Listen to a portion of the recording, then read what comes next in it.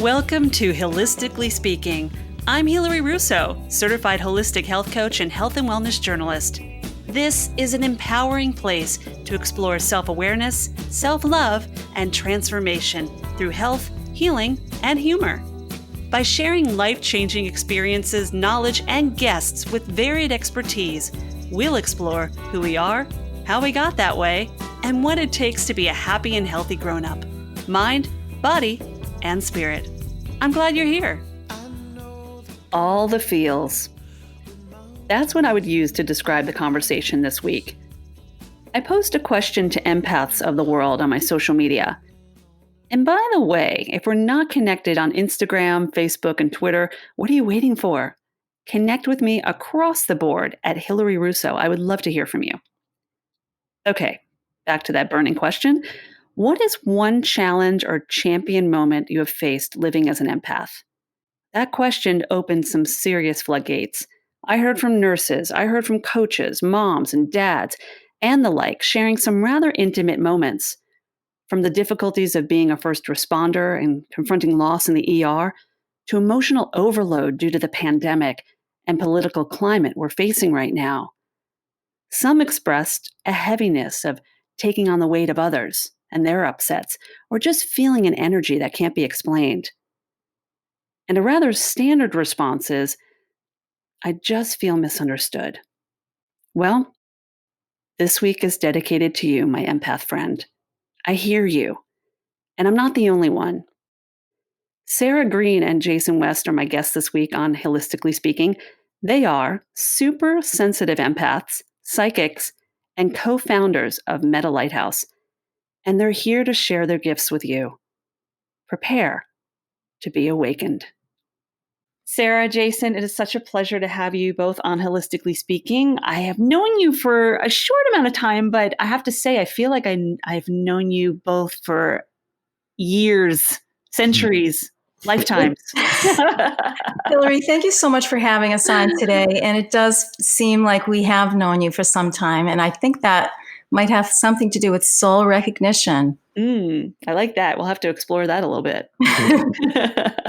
So you're both here on HIListically Speaking to share about living life as an empath, or a super sensitive empath is what you call it, which I guess, is there a difference with that? Actually, there is. There are a lot of people out there who are functional empaths, and they might not necessarily identify with the word empath, but people who have compassion but aren't necessarily really sensitive to other people's emotions or thoughts. So it's kind of a spectrum, actually, from functional empath to a very sensitive empath who, might be extremely introverted. And the irony of it is the super sensitive, the ones that are affected the most, just means that they're gifted even more. Mm-hmm. The more your gift is without having the understanding of it, can cause a lot of complicated issues in daily living. So we've designed this program for the super sensitive empath, but we want all people to come. It's a good program for everyone. Let's talk about the empath support group you have. It's a really wonderful group that brings together people from all walks of life, very intimate, very connected. And it's how I came to know you both, but also it's a safe space. So elaborate on the empath group. Well, like you said, people come from all walks of life. So we have had teenagers in our group, and we have people who are in their 60s, and they all have something to offer one another. Some empaths might have healing abilities. Others have, clairvoyant abilities. But what brings us all together is a high rate of empathy and compassion that we have for other people. And also with the understanding that empathy is the precursor to psychic awareness. So it's really it's a journey. Once you realize you're an empath, there's a whole path that unfolds of why you are the way you are and who you are. And when you don't have the answers to that, you live your life almost like tossed to and fro with confusion. This is a program that's designed to foster and help you to develop your empathy so that you can see that the precursor to psychic ability and high levels of intuition. And this is the program. Yeah. And for both of you, you come from two different walks of life. Sara, you came from a very Christian background where diving into metaphysics and tarot, as you call it, and just clairvoyance was basically bad juju, not a good thing. And then Jason, you're coming from a side where that was your life, growing up in a very clairvoyant community and learning about readings and being accepted in that manner. So here you are, the two of you together for almost a decade as the Meta Lighthouse company, and just bringing two different kind of people together. So expand on that. Yeah, it's kind of a whirlwind story. So, like you said, I was brought up in a Christian home, very involved with the church. But since from a very young age, I remember having a lot of precognitive dreams, a lot of experiences which couldn't be explained, and experiences that I never shared with another person because I was afraid of being demonized. The contrast is I loved going to church and I love Christ, but I knew I couldn't share my true self with other people, and I really didn't understand it myself. So putting the support program together for other empaths has been an incredible journey for me personally, because it's something that I really wished I had growing up myself. Everything about our company reflects of what the world needs. Just the very contrast of her being brought up in a Christian community and me being brought up in, I don't even know what you would call it, just people that relied on their gifts.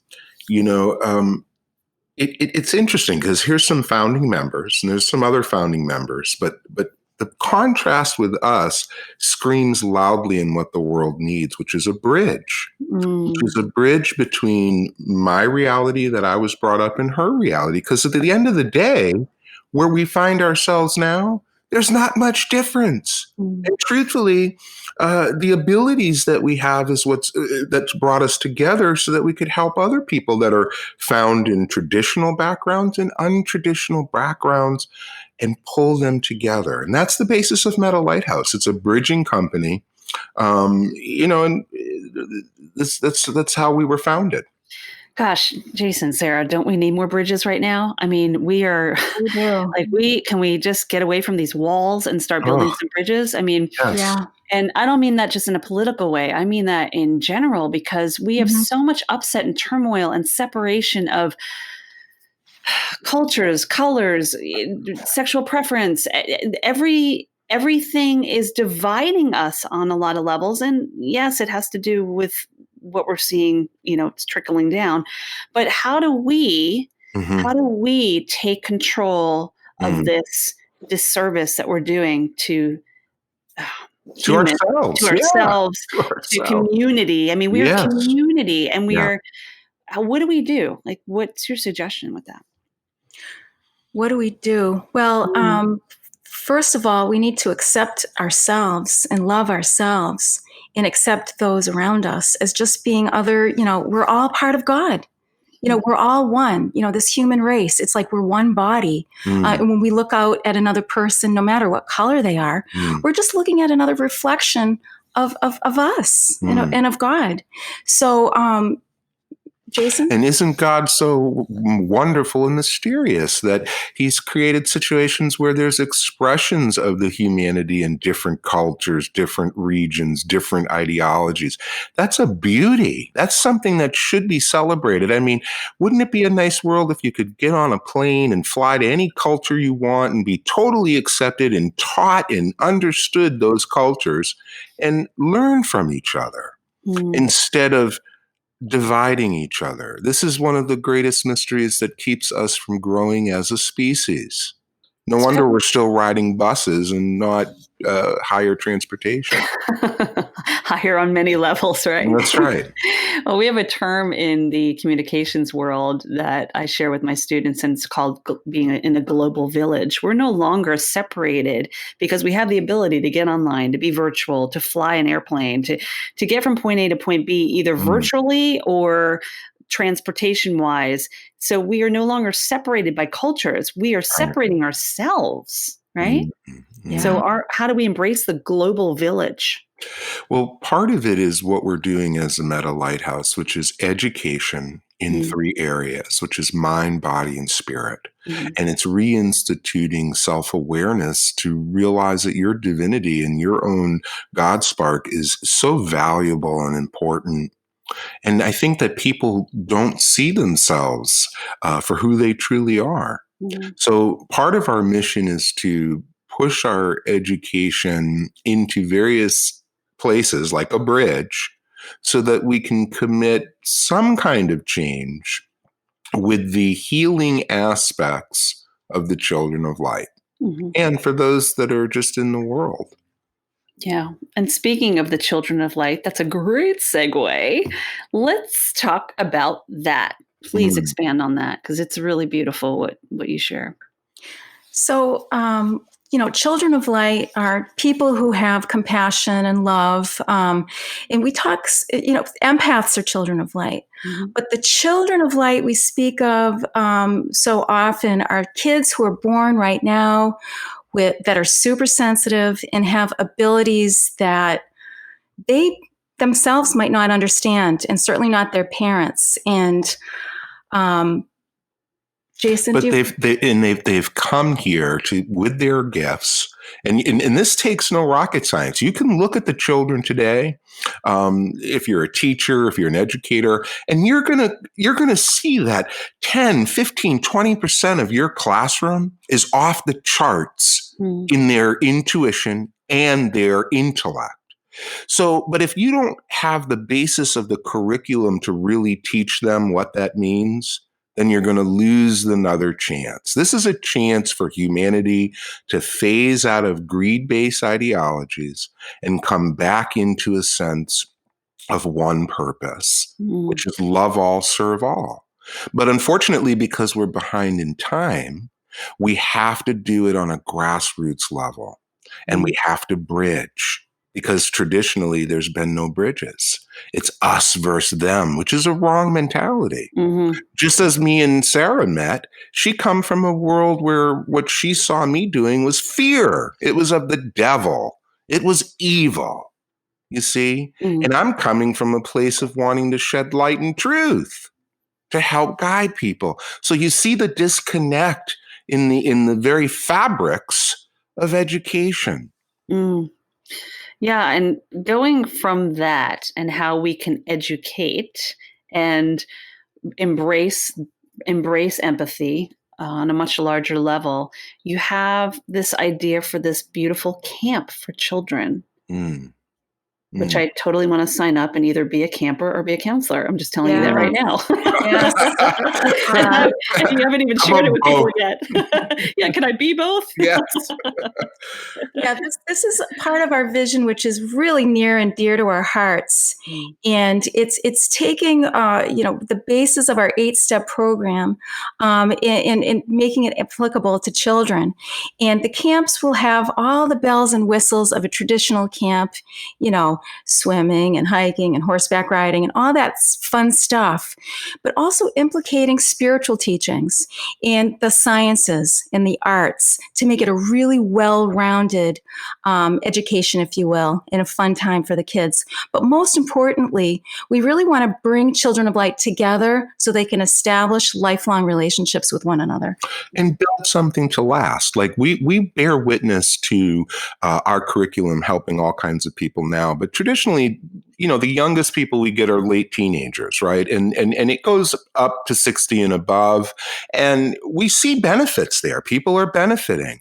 But how much greater would it be if it was presented in a camp to youth from 8 to 18 and they came back every year and they got stronger each year on their gifts? Because over that period of time, you start to see, well, this kid has clairvoyancy. This kid is able to do music, but through intuition and channeling. This kid, you're able to see their gifts, foster their gifts, strengthen their gifts, and then put them back out into the world with a sense of empathy and purpose so that they can actually create and help us sustain a better world than the world we have today. And I know that we shared earlier that you are opening this up to parents as well. And I want to touch on that as well, because here we are going through this pandemic right now where a lot of parents are suddenly being thrown into this homeschooling way where they were trusting schools to take care of their kids for 6 to 8 hours or more and not really knowing fully what the children are doing. And here with the homeschooling, you're really having to be a part of the education even more so. I'm not saying that parents were not a part of things, but my segue to that basically is here you are trying to develop this camp and working on putting this camp together and opening it up to the parents to be a part of it too, because even if the parent's not an empath, right, being open-minded and receptive to the fact that you have a child that could be will make a much stronger relationship between parent and child and how that child looks at themselves. Oh, absolutely. These parents with gifted kids might be so confused and so lost, if they take them to, so their kid presents with, hearing voices and they take them to a psychiatrist and the psychiatrist says they could be schizophrenic, or to a priest, the child is communicating with, who knows what. So, it puts the parent in a very difficult position, not just the child. So we want the parent to understand who their child is, and so that they could really use their gifts to benefit a lot of people. And we want to support kids from not losing their destiny. There's a lot of kids that will fall into cracks that was not their sole purpose, and you can't trump it up to, oh, well, that's karma. A lot of people in the woo-woo will say those are just karma and that's lesson. And it might not be so. You could have a kid that was born to make brilliant discoveries in technology, but yet as a youth, they were being visited or having apparitions or not understanding the spiritual components of their gift. So they end up in traditional medicine with an untraditional problem. And that child might not ever reach their destiny because they might end up on drugs. They might end up pursuing illicit drugs. They might end up getting off their path. So this is why it's important that there's education for parents, doctors, teachers, lawyers, children, everybody. So as a global village, you can give more support and opportunity to that one child that doesn't have to be the guy that ends up holding a sign and needing change. And don't think it can't happen to your child, because it can. Boy, Jason, you are passionate. Really is. This reminds me of our weekly meetings. I love that about you, though, both of you. You balance each other out very well. I do want to mention that. I find that there's such a beautiful balance between the two of you with the different walks of life, with just, there's so many differences, but so many similarities. And isn't that what makes us beautiful in this world? Oh, That's yeah. the bridge. We really do balance each other out. We represent the bridge. Love it. And that's why we also have sciences, which is another bridge, bridging into science. Right. So that's our company. We she definitely balances me out, and I need that. I'll first admit it. I'm just passionate from my point of view, and she's passionate for her point of view. And together we can create solutions. Did we tell you how we met, Hilary? I was just about to get into that, because a lot of times I'll start out, be like, tell me about yourself, but we kind of just jumped into things. But let's talk about that. You come from different, like I mentioned, you come from different walks of life, and Christian background, and Jason, you're coming from the more clairvoyant background. But here you are, 8 years ago, you mentioned that you came to meet Jason for a reading, and yes, take it from there.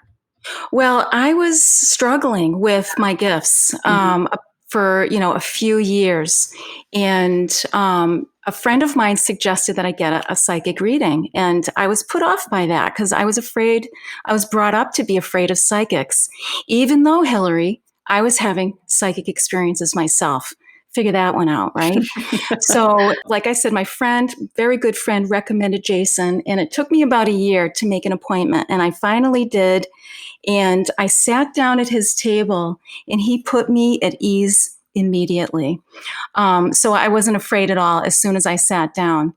And I didn't understand what the cards were all about, but he asked me to pull, I don't know how many cards. It doesn't really matter, but I did. And then when he read them to me, they showed me. I didn't say anything about myself, by the way. He knew my name and that was it. I didn't even have any questions, but he told me about my kids, what they were like, about my husband, about my work. It seemed like my life was laid out in front of him, and he just confirmed so much for me. It was an incredible experience. I'll never forget it. Was it a little scary? No, it was awesome. I sat down, and like I said, he just had this kind disposition. I knew he was there to help me and give me the most helpful or hopeful advice he could manage, and he did. And I was at a real crossroads at that time. Like I said, not understanding my gifts. I was going through an awakening, super depressed. I didn't know what I was supposed to be doing. So it just really, that reading changed the course of my life. And I am so much better for it. I really, truly, and meeting her also changed my life. It was the beginning of fate, tinkering with destiny. So where I was coming from as a reader, my job was to shed light on every person that sat at my table. If you found yourself at my table, then that was my purpose, was to shed light and help make clarity. And unfortunately, in my business, the story that you just heard with Sara is uncommon. There's a lot of people that have tainted this profession, and also to be supported with propaganda. So those two things create fear and keep people away from meeting me. So it's a real conundrum, to do this for a profession and a lifestyle in a world that's really traditionally has not embraced you. Yeah. I would imagine it's difficult. There are a lot of people out there that are doing it for the wrong reasons, like with many professions, right? Yes, You just got to know who you can trust. I remember there used to be such an age of the psychic networks and the Dionne Warwicks. And I used to always think, this is kind of silly, but I used to say, Dionne went bankrupt. But if she was clairvoyant, wouldn't she have known that? Well, maybe, and you're absolutely right. And maybe that was going to happen. And maybe she went bankrupt because spiritually and ethically, right? Yeah. That was the wrong thing to do with such a valuable gift that God gives humanity. And there are certain children that are born psychic and that really are here to help. So how dare you turn it into something with falsities and false claims and a mass marketing campaign to make millions of dollars? That's never going to work out. And anybody that takes that on is really taking on a really big risk. It's the same as an evangelist that's doing it for the money. It's the same for any profession where you just don't have the ethical wherewithal or the sense of responsibility for the very soul that comes to you. Every person that called those lines was coming in a position of need. And if you don't meet that need or try to work with that need, then you're in the wrong seat. Yeah, we're dealing with that a lot too. We're seeing so many online programs as well, and not to discount. There's some really wonderful programs out there. I've taken some myself, and doing most of my work online now, especially with the age that we're in at the moment. There is a lot of sense of urgency, and people are jumping on that to make a buck in whatever they're doing.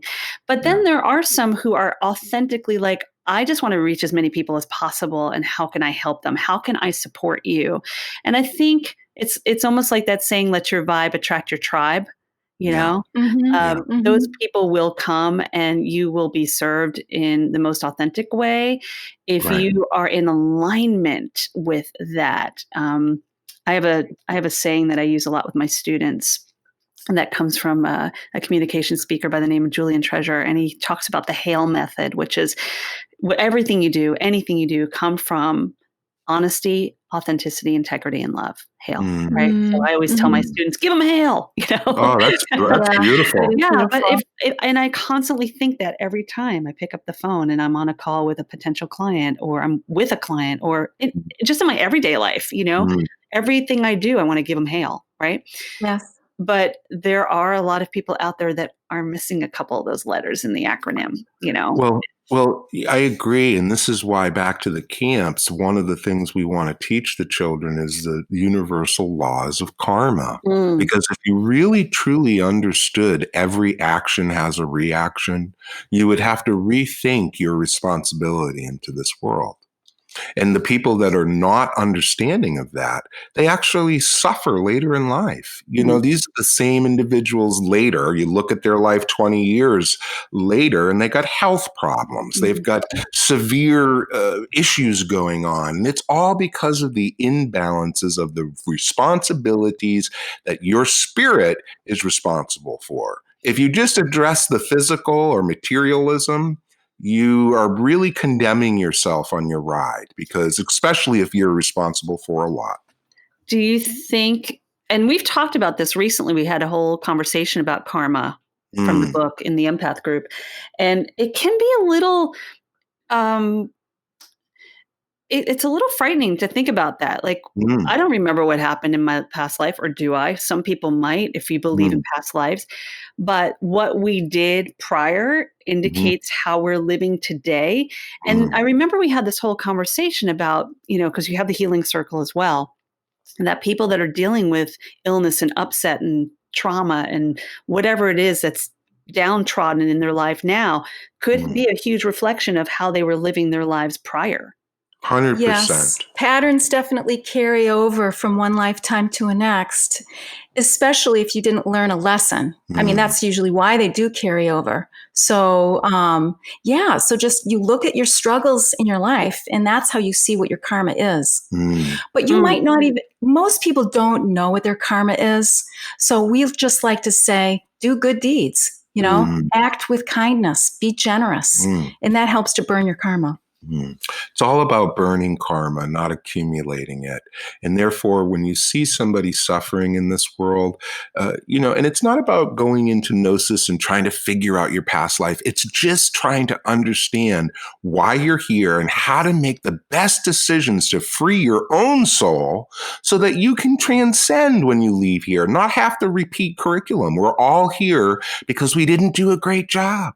And in what area? Well, if somebody has financial suffering, maybe they were in charge of a lot of other souls with their money in a past life, and they did poor decisions. So they have to come back and learn firsthand what it's like to suffer financially. Maybe it's somebody that was responsible for a lot of medical things, and they did bad decisions and hurt people instead of help them. And then they live a life of medical implications. So it's like that. So it's a way of learning, and because that's where it could be a little frightening is when you think, oh, wow. I think about my dad. My dad was a severe diabetic and did not take the best care of himself. And I lost my dad when he was, 61 from a heart attack. And I thought, well, gosh, is he really deserving of that? And I think he always came from this place of disability doesn't mean inability. So perhaps the learning was in the disability. Right. So in the next life, and hopefully whoever he is now, he's living a much more empowering, healthy life.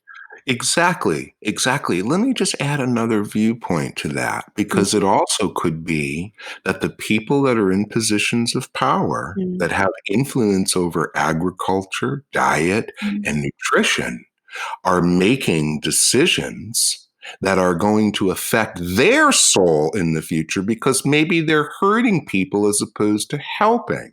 It's just in the last 10 years that we've seen a growth with vegan and organic, non-GMOs. So it's a fine line with karma, and we can waste a lot of time trying to figure out what's going on. And at the end of the day, the message is the more responsible you are for others, the more responsible you are either going to condemn yourself or not.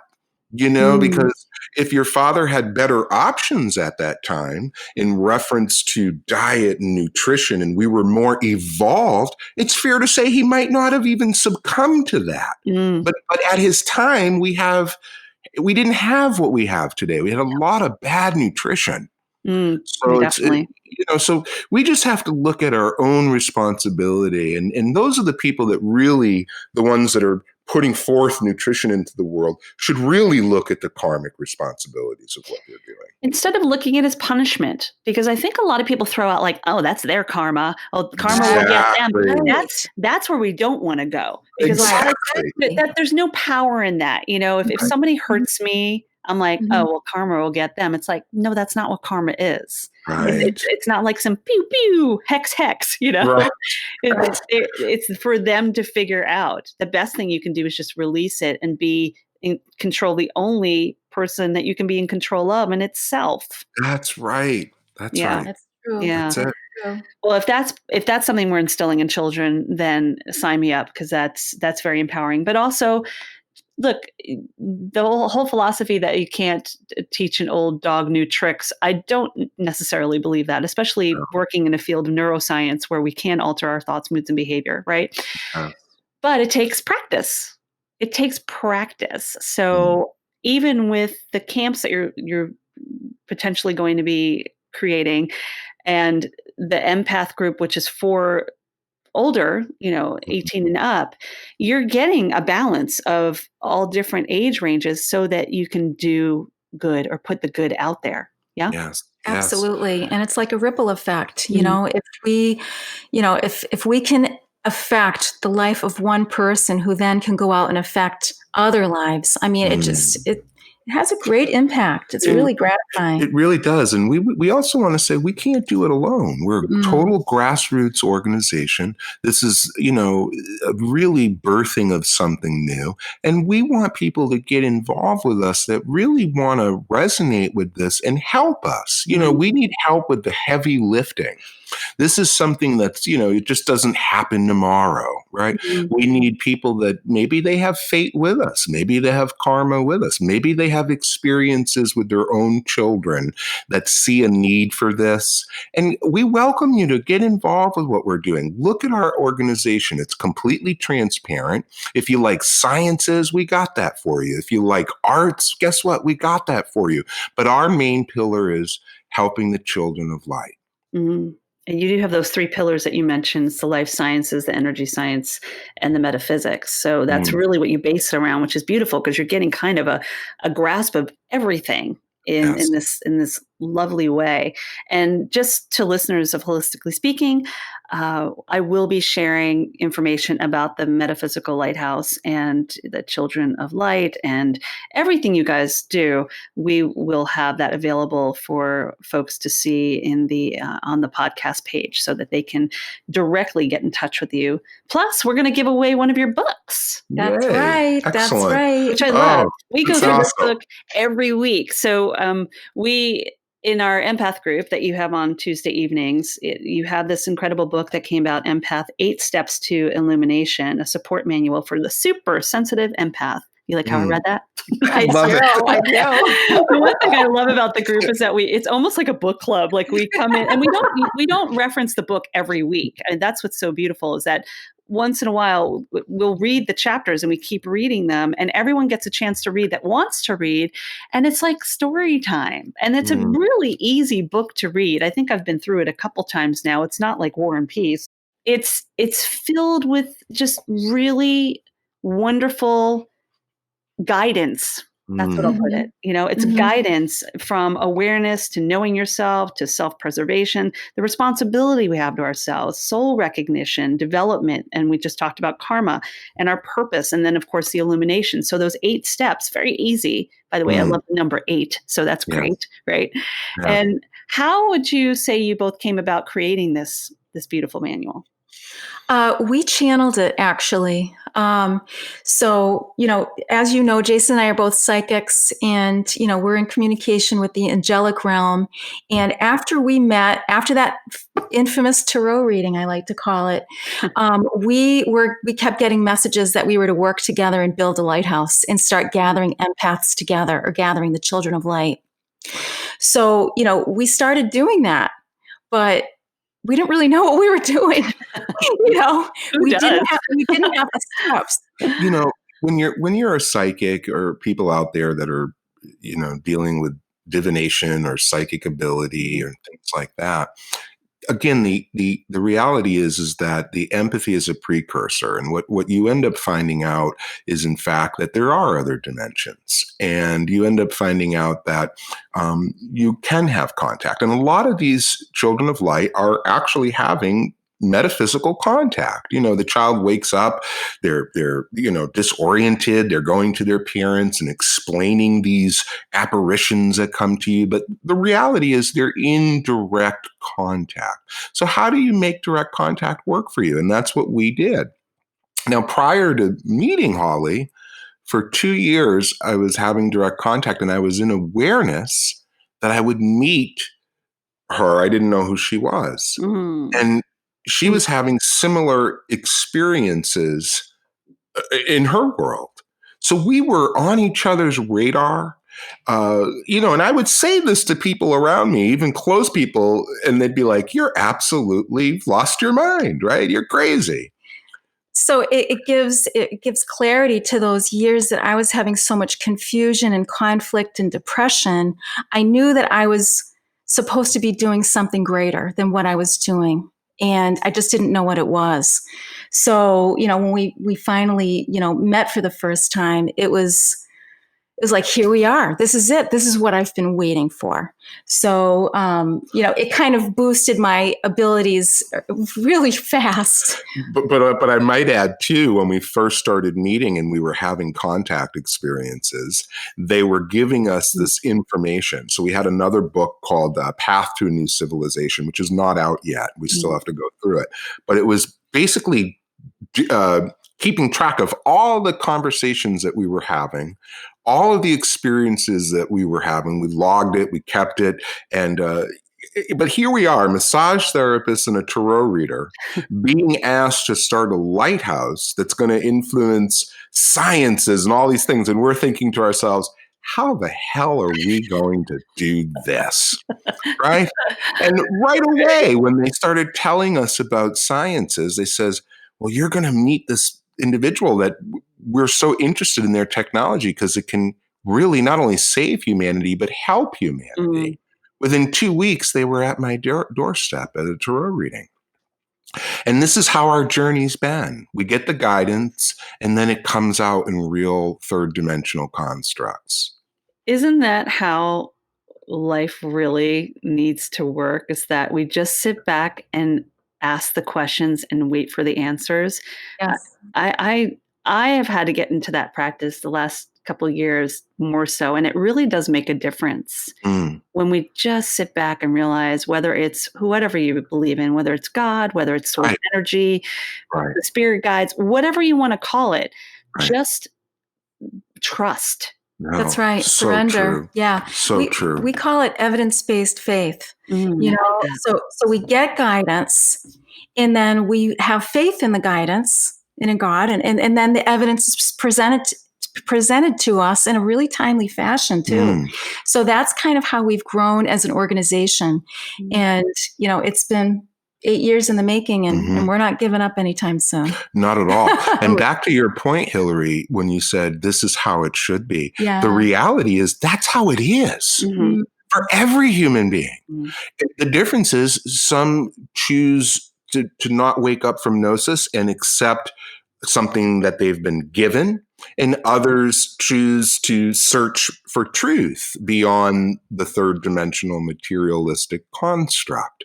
And when you do that, you're only led to realize that metaphysics leads physics. And if you can work with that, your life will be magical and mystical and guided every step of the way, as opposed to feeling you have to do it yourself. Because the truth is, nobody does it themselves. No matter how rich, no matter how wide, there's help along the way. Yeah, we're a community. We are a global village and a community. Yeah, and we have spirit guiding each one of us. I think that was the most amazing thing that I took away from that tarot reading, was that I'm not alone. And I knew it intrinsically, but to see it before my eyes play out, I was receiving messages from my own personal guides. It made me feel so comforted in a way that I can't even describe. It's like having another set of parents. And going forward, I know that a lot of this stuff people are hearing are going to think, wow, this is absolutely too crazy and whatever. But the reality is, even our sciences, when, we've had our friends materialize even in front of our sciences, where we have seen things together collectively, that makes that's the basis of evidence, when you know that it's happening not just to one person. And that's how we strive to create a bridge between science and spirituality, or you could even say a bridge between the mainstream and the fringe. So the science being mainstream, and we're more in the fringe, let's face it. So coming together like that is a bridge. And like you had said earlier, we need more bridges. We need in this them. Divisive world. Or just support the bridges that we have. We actually, if you don't even want to create another bridge, and you resonate with children of light or biology science or free energy science, if you're really into that, well, help us strengthen the bridge that we already have. I mean, the bridge needs real heavy lifting to really make it something built to last. We don't want a brook with a few rocks that you jump over. We want like a Golden Gate Bridge that is for everybody to travel to and fro without separation, because that's what keeps the solution. If the fringe keeps their little shelf over there and they think they got all the answers, and the mainstream does the same, that's folly, right? There needs to be a bridge so that there's an integration between solutions. And that's how humanity evolves. So basically, we need strong infrastructure. We do. We do. That's right. Do you want to build roads or bridges? Yeah. Your choice. Yeah, it is. And we want to build ones that are well put together with architects of light. That's right. We need help. We need that. Yeah, and we're all architects, I guess, we are. of design. So I have to go back to this one thing, because there probably are some listeners like, wait, what? And I was like this. And it's the whole way that you're saying the cards. Tarot or tarot. Now, one's a chip and one's a card and a reading, right? But I've said tarot forever. But most people do. Yeah. Why is that? What is the difference? I know this is just a brief little thing, and I thought it would be a nice little takeaway for folks. But what is it just personal preference, or is there really a reason behind that? The true authentic language of it is tarot, right? It sounds like an O on the end, but it looks like tarot. When you look at the word, it's like it's a language that would make some think tomato. Right. But that's all it is it's what you interpret when you're looking at the word. But the T is silent on the end. And, the tarot has been all over the world. It was brought to France. It was brought to Italy. It was brought to all the civilizations. They didn't really stay in the town. They camped on the outskirts. He says the tarot was used by gypsies, psychics or children of light. Nomadic days of tribes. old were part of a nomadic tribe. Right, because we were never fully accepted, but they liked our women, and they liked our divination, and they liked our music. So what would happen is, with the gnosis of the knowledge, we would barter. And we would go and cultures were shaped. I mean, when you hit Italy, it wasn't just the people in the town. These were kings and queens that were seeking out nobility. They would created tarot decks in Milan, Italy, that based off of wealth. So there were times in history where these things were revered, these things were cherished, these things were sought out. And to be totally frank, outside of the United States of America, In other countries, even in Korea, these things are coveted. In Korea, for example, you could be born into an extremely wealthy family or a poor family, and guess what? You still have to go to the military. Mhm. But if you were born into a psychic family, you didn't have to go into the military. They value it. Even in Russia, they value the psychics. Mm. It's That is really so it's interesting. really behind. I mean, in the 80s, Russia was so far advanced in psychic study. Sure. And you know, so we're a little behind the times here. I mean, Edgar Casey tried, but Yeah, it's well, look, I know you do your weekly readings online and they're fabulous. I love sitting and just listening to what everybody else Aw, is. thanks. And We have I've had the readings myself, but let me tell you, Jason, I'm looking yes, forward to being in the room and actually getting the full out You've cards. got to sounds do it, good. Hilary. The It whole Sounds good. enchilada. Sounds good. so worth it. It's life-changing. And seeing you both in person too, obviously would be fabulous. So that'll happen in time. There will be a bridge that brings us together physically. Sounds good. Yay!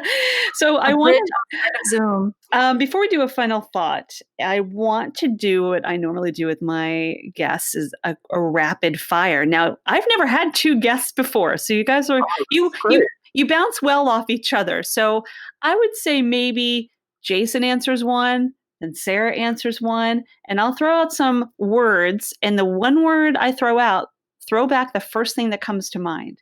It's just Okie doke. Sounds fun. little fun thing. And by the way, I get these words as we're talking. It's not like I set this up prior. She's channeling. Hilary's channeling. Oh yeah, I sit here. I'm like, oh, that's a good word. Let me write that one down. Oh, that's a good word. So, all right. So let me see. To just decide who's going to throw back the first word. You go first. You- you want me to go? you- I'll go first. I'll go first. Okay. All right. You're going to go first. I have a bunch of words. I'm doing an equal amount for each of you. So we're doing a few more, my friends who are listening. All right. Ready? Ready? And this is rapid. That means quick. Uh-oh. Okay. Rapido. Okay. Okay. Psychic. Intuitive. Tarot. Knowledge. Metaphysics. Science. Bridges. Opportunity. Light. Dark. Empath. Love. Energy. Aura. Children. All that is. And we're just going to end it there because that's beautiful. Love it. Yes. Yay. I'm always curious what the last word will create. That was lovely. All that is. That's our future, our children. They sure Yeah. are. You've got to just work love hard them. to Just love really those kids. take these children and You two bounce so well off each other. I'm in awe of you both because Thank it's you. difficult not to want to talk over each other, but you balance each other so well. It's such a gift to get to know you both and have you here too, and to share Thank you. you so much for having us on Yeah, your show, really. Hilary. Thanks a We lot. really, really Of course. appreciate I it. really do. So the You really- one final, you are so. It is me who is so grateful. The one final thing I'd love for you to leave our listeners with is a final thought. You know, what is your final thought that you both would like to leave with Holistically Speaking listeners going forward? My suggestion or my final thought would be just to, in the midst of all the turmoil and the crisis that we find ourselves in as humans right now living in America, I want to just tell people to try to find the beauty in every single day, find something beautiful to focus on. My final thoughts are from, everything I've seen and been exposed to thus far is that I'm living testimony to tell you that the solutions to humanity's evolution are within reach. And for people to try to detach from the everyday rhetorics of divisiveness and embrace solutions of healing. And if you don't know where to go, we'll steer you in the right direction. And if it's not with Meta Lighthouse, we'll steer you to someone else that's doing something equivalent. But please take that into consideration. And the most important thing is it's about the children. It really is. It's all about the children.